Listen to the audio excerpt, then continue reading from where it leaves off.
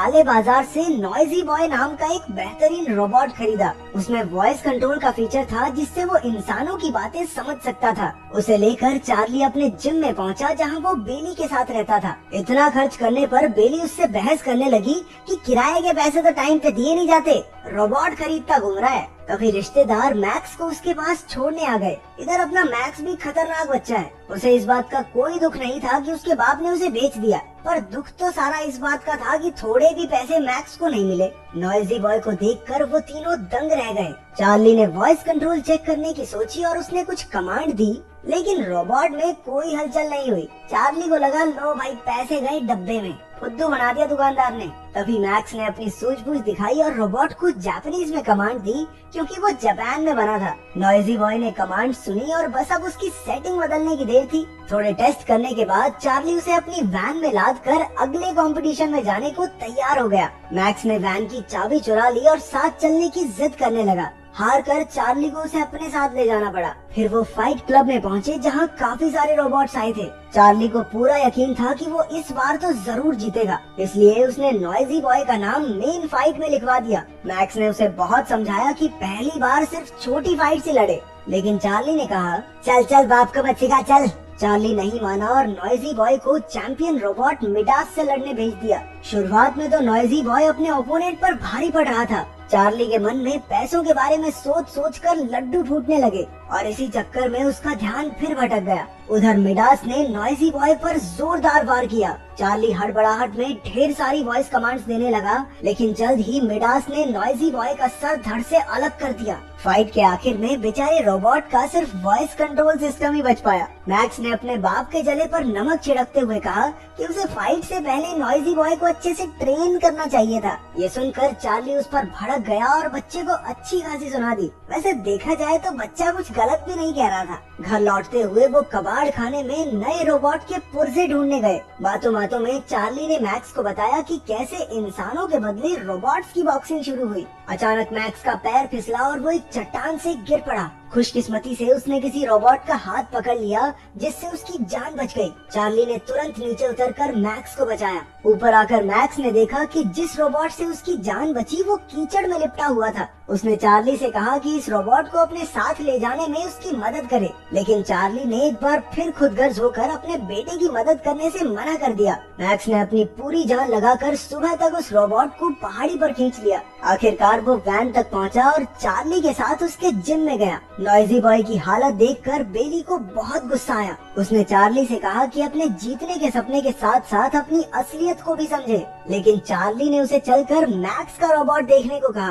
पता चला कि ये रोबोट एक पुराना मॉडल है जो फाइट के लिए नहीं बल्कि स्पेयर पार्ट्स के लिए बनाया गया था। ये हमला तो नहीं कर सकता, लेकिन अपना बचाव जरूर कर सकता है। अचानक रोबोट ऑन हो गया और बेली ने देखा कि इसमें एक शैडो फीचर था, जिसके हिसाब से ये रोबोट किसी भी इंसानी हरकत की हूबहू नकल कर सकता था। मैक्स ने रोबोट का कीचड़ साफ किया और देखा कि इसका नाम एटम है। मैक्स ने इलीगल फाइट में इस रोबोट को लड़ाकर कुछ पैसे कमाने का फैसला किया। रात को सबके सो जाने के बाद उसने जिम में जाकर एटम को ऑन कर दिया। वो दोनों सैर पर निकल गए और उस रात मैक्स ने अपने पहले रोबोट को कंट्रोल करना सीखा। अगली सुबह चार्ली मैक्स को लेकर एटलांटा चला गया, जहाँ वो किसी के साथ मिलकर नया रोबोट खरीद सके। वो फिन नाम के एक आदमी से मिलने गया और वहीं मैक्स ने दुनिया के सबसे ताकतवर रोबोट ज़्यूस के मालिक को देखा। उसका दावा था कि ज़्यूस किसी भी रोबोट को मिट्टी में मिला सकता है। उधर चार्ली ने फिन से पैसे उधार मांगे, लेकिन उसने साफ इनकार कर दिया। हालांकि वो मैक्स के रोबोट की फाइट कराने को राजी हो गया। अगली सुबह चार्ली ने देखा कि मैक्स एटम के साथ ट्रेनिंग कर रहा था। उसने खुद ही कमांड सेट कर ली थी, जिसे देखकर चार्ली काफी खुश हुआ। मैक्स को ये काबिलियत आखिर अपने पिता से ही मिली थी। फिर दोनों फाइट के लिए चले गए और मैक्स ने सामने वाले लीडर से एक डील कर ली। अगर एटम एक राउंड जीता तो उसे $1000 मिलेंगे और अगर वो हारा तो एटम लीडर का हो जाएगा। फिर फाइट शुरू हुई और मैक्स ने एटम को कंट्रोल किया। रोबोट ने कोई हमला नहीं किया, बस खुद का बचाव करता रहा। चार्ली ने मैक्स से कहा कि सामने से हमला करे, लेकिन तभी ओपोनेंट ने एटम के सर पर वार कर दिया। पहला राउंड खत्म होने में सिर्फ 30 सेकंड बचे थे और उससे पहले एटम को फिर से खड़ा होना था। मैक्स के ऑर्डर पर एटम खड़ा हो गया और इसी के साथ मैक्स $1000 जीत गया। इससे लीडर की सिट्टी पिट्टी गुम हो गई और उसने शर्त रखी कि अगर ये रोबोट एक और राउंड टिक गया तो वो $2000 यानी दुगना इनाम देगा। चार्ली ने मैक्स को समझाया कि इसमें ना पड़े,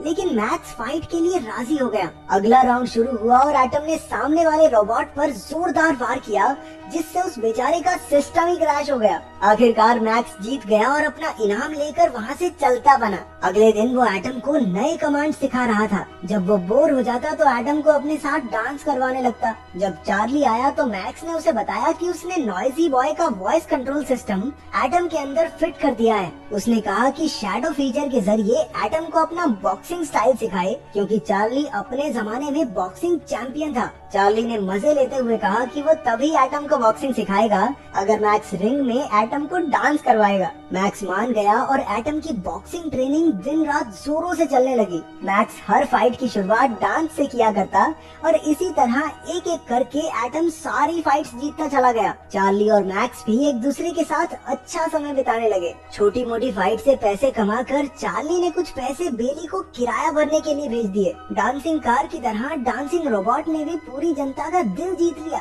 उसकी तो अखबार में तस्वीरें छपने लगी थी। इसी मशहूरी के कारण चार्ली और मैक्स को रियल स्टील टूर्नामेंट में हिस्सा लेने के लिए बुलाया गया। जब मैक्स एटम को फाइट के लिए तैयार कर रहा था तो एक आदमी ने आकर कहा कि ज्यूस रोबोट की मालकिन फेरा उनसे मिलना चाहती है। वो ज्यूस के लिए स्पेयर रोबोट ढूंढ रही थी और उसने एटम को खरीदने के लिए $2 लाख का ऑफर दिया। चार्ली तो उसी वक्त राजी हो गया, लेकिन मैक्स इनकार करके कमरे से बाहर आ गया। चार्ली ने मैक्स को ये डील लेने के लिए बहुत समझाया, लेकिन मैक्स ने कहा कि जरा सोचो, ये औरत एक स्पेयर रोबोट के लिए इतने पैसे देने के लिए क्यों तैयार है। मैक्स को यकीन था कि उसके रोबोट में कुछ तो खास बात जरूर है, इसलिए उसने एटम को बेचने से साफ मना कर दिया। उधर फाइट देखने आए लोगों के शोर के बीच 2 सर वाला रोबोट ट्विन सिटीज आया। फाइट शुरू होने से पहले एटम ने भी मजेदार डांस दिखाकर लोगों का दिल जीत लिया। फाइट के शुरुआती मिनटों में तो उस 2 मुंह वाले रोबोट ने एटम पर लगातार वार करके उसे हमला करने का मौका ही नहीं दिया।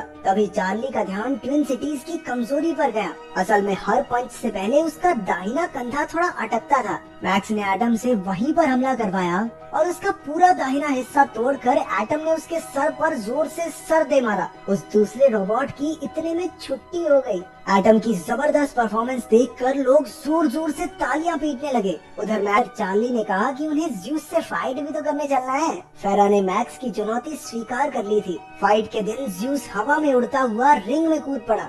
एटम के आने पर फाइट शुरू हुई। ज्यूस ने पहले ही वार में एटम को चित कर दिया। सबको लग रहा था कि ज्यूस की जीत एकदम पक्की है। एटम ने फिर से खड़ा होने की कोशिश की, लेकिन ज्यूस ने लगातार 15-20 मुक्के दाग दिए। लेकिन अगले राउंड में एटम ने आगे होकर ज्यूस पर लगातार वार किए। काफी जोर लगाकर एटम ने खुद को खड़ा रखा। फाइट चलती रही और एटम किसी तरह से दूसरे और तीसरे राउंड तक लड़ता रहा। चौथे राउंड तक ज्यूस ने अपनी पूरी ताकत से एटम की बुरी हालत कर दी। एटम का वॉइस कंट्रोल सिस्टम भी टूट गया था, लेकिन फिर भी एटम आखिरी मिनट तक लड़ता रहा। अब उसके जीतने की कोई संभावना नजर नहीं आ रही थी, लेकिन मैक्स ने चार्ली से कहा कि शैडो फीचर से बॉक्सिंग करके एटम को कंट्रोल करे। चार्ली ने एटम को जोश से भरी स्पीच दी, जबकि वो कुछ सुन ही नहीं सकता था। तभी आखिरी राउंड शुरू हुआ। एटम खुद को बचाकर ज्यूस की ताकत बर्बाद करवाता रहा। जैसे ही उसकी ताकत कम हुई, चार्ली ने एक के बाद एक लगातार मुक्के ज्यूस को मारे, लेकिन ज्यूस एक बार फिर खड़ा होकर वार करने लगा। तभी राउंड खत्म हो गया और ज्यूस हारने से बच गया। जनता जोर जोर से एटम का नाम चिल्लाने लगी। ज्यूस के ज्यादा पॉइंट्स थे, इसलिए वो जीत गया, लेकिन जनता के दिल में तो एटम बस गया था और मैक्स को तो यही चाहिए था। मैक्स और चार्ली ने कसकर एक दूसरे को गले लगाया। आखिरकार उन्होंने एटम के साथ अपनी असली जीत का जश्न मनाया।